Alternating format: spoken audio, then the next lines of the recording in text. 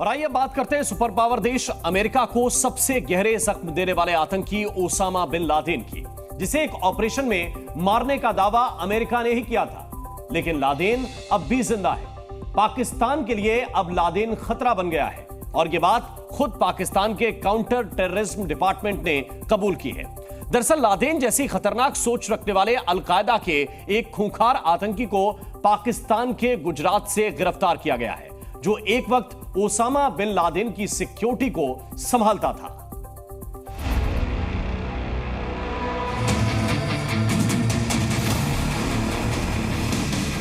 Osama bin Laden का करीबी साथी अमीन उल हक गुजरात से गिरफ्तार कर लिया गया। ओसामा बिन लादेन अलकायदा का वो सरगना जिसने सुपर पावर अमेरिका को दहला दिया, जिसे खोजने में अमेरिका को पूरे 10 साल का वक्त लगा। अमेरिका ने वर्ष 2011 में दावा किया कि उसने लादेन को खत्म कर दिया। लादेन भले ही मारा गया, लेकिन उसकी आतंकी सोच, उसके खतरनाक इरादे अभी भी जिंदा हैं। इसलिए हम कह रहे हैं कि लादेन जिंदा है।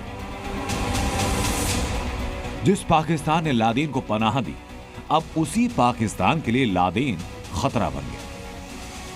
हम आपको उस लादेन के बारे में बताने जा रहे हैं जिससे पाकिस्तान दहल रहा है। दरअसल पाकिस्तान के गुजरात से काउंटर टेररिज्म डिपार्टमेंट ने अमीन उल हक नाम के अलकायदा के आतंकी को गिरफ्तार किया, जिसे अमेरिका ने ग्लोबल टेररिस्ट की लिस्ट में शामिल किया था। काउंटर टेररिज्म डिपार्टमेंट के मुताबिक अलकायदा का सरगना अमीन उल हक देश के लिए खतरा था।